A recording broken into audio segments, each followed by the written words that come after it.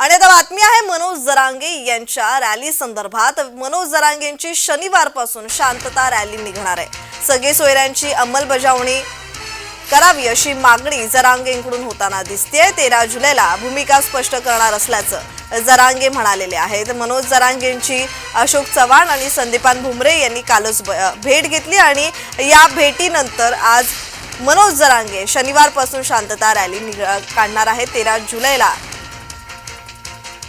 भूमिका स्पष्ट करणार असल्याचं मनोज जरांगे यांनी म्हटलंय।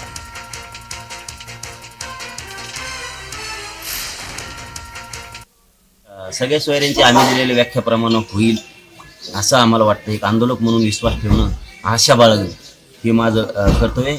कारण मी समाजाचा मुलगा म्हणून काम करतो, त्यावेळेस मला आशावादी राहावं लागणार आहे। हैदराबादचं गॅजेटही होईल, सातारा संस्थांचंही होईल, बॉम्बे गव्हर्नमेंटचंही गॅजेट घेतलं जाईल। 83 क्रमांकाला कायदेशीर, ज्या कायद्यानं ओबीसीला आरक्षण दिलं त्याच ओबीसी यादीत कुणबी म्हणून, बाकीच्या ज्या 180 जाती होत्या त्यांच्या पोटजाती म्हणून, उपजाती म्हणून आरक्षणात घातल्यात तर मराठ्यांची पोटजात कुणबी होऊ शकते।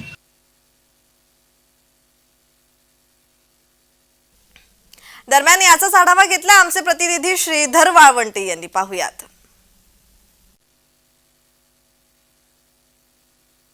मराठवाड्यातील 8ही जिल्ह्यामध्ये जनजागृती संवाद रॅलीचे आयोजन करण्यात आलेले आहे। त्याच अनुषंगाने हिंगोली शहरामध्ये आज 10 वाजण्याच्या सुमारामध्ये जनसंवाद रॅलीचे या ठिकाणी सुरुवात होणार आहे आणि 10:30च्या दरम्यान मध्ये मनोज जरांगे पाटील हे हिंगोलीमध्ये दाखल होतील। आपण पाहिलं की या ठिकाणी छत्रपती शिवाजी महाराज यांचा अश्वरूढ पुतळा परिसरामध्ये त्यांचं या ठिकाणी पूजन करून 51 उखळी तोफांची सलामी देखील या ठिकाणी देण्यात येणार आहे आणि त्यांच्या हस्ते या ठिकाणी ध्वज देखील फडकवणार आहेत। आणि संयोजकाच्या वतीने संपूर्ण हिंगोली जिल्ह्याभरामधून येणारे सकल मराठा बांधव जे आहेत त्यांच्यासाठी पाण्याची व्यवस्था असेल, नाश्त्याची व्यवस्था असेल, बिस्लरी पाण्याची व्यवस्था असेल, अशा पद्धतीची या ठिकाणी व्यवस्था करण्यात आलेली आहे। आणि संपूर्ण शहरामध्ये या ठिकाणी बॅनरबाजी देखील करण्यात आलेली आहे। आता पोलिसांच्या वतीने देखील या ठिकाणी चोख बंदोबस्त देखील करण्यात आलेला आहे। कोणताही अनुचित प्रकार होऊ नये म्हणून या ठिकाणी 600 पोलिसांच्या देखील या ठिकाणी बंदोबस्त देखील करण्यात येणार आहे। आता विधानसभेच्या तोंडावर या ठिकाणी जे आहे ते मनोज जरांगे पाटील यांनी 13 जुलैचा या ठिकाणी अल्टिमेट दिलेला आहे, परंतु तो अल्टिमेट आता संपत येत आहे। आताच विधानसभेच्या तोंडावर आता मनोज जरांगे पाटील आता याच सकल मराठा बांधवांना काय संबोधतील हे देखील पाहणं तितकंच गरजेचं आहे। श्रीधर वाळवंटे, जय महाराष्ट्र न्यूज, हिंगोली। दरम्यान कार्यकर्त्यांशी संवाद साधलाय आमचे प्रतिनिधी श्रीधर वाळवंटे यांनी। पाहुयात।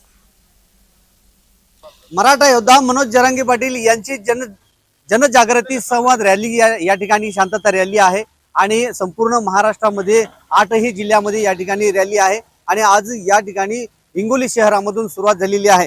या ठिकाणी हिंगोली शहरामध्ये कशा पद्धतीची तयारी करण्यात आलेली आहे आपल्यासोबत कार्यकर्ते आहेत। सर, जय जिजाऊ जय शिवराय। आम्ही वसमत तालुक्यातून येत होतो आणि आज 10:30 वाजता दादाचं आगमन होईल।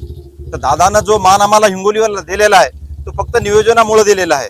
कारण सुरक्षा कवच असो दादाचं किंवा मग आता सेवक असोत, महिला सेवक असोत, आता 1000 सेवक आहेत, स्वयंसेवक आहेत, महिला 200 आहेत, असे 1200 आहेत। जवळपास पूर्ण आमची तयारी झालेली आहे आणि जे टावर लावलेले आहेत वर 6 टावर लावलेले आहेत त्याच्यातून पूर्ण नियंत्रण राहणार आहे। जवळपास 80 वॉकी टाकी येतात, त्यांचं नियंत्रण पूर्ण जिल्ह्यावर राहील आणि त्या निमित्ताने पूर्ण आमची तयारी झालेली आहे। दादाचा जनजागृती शांतता रॅली आज हिंगोली जिल्ह्यामध्ये होत आहे। त्याच्याच अनुषंगानं आजपासून ही सुरुवात होत आहे। संपूर्ण महाराष्ट्रामध्ये जनजागृती शांतता रॅली होत आहे।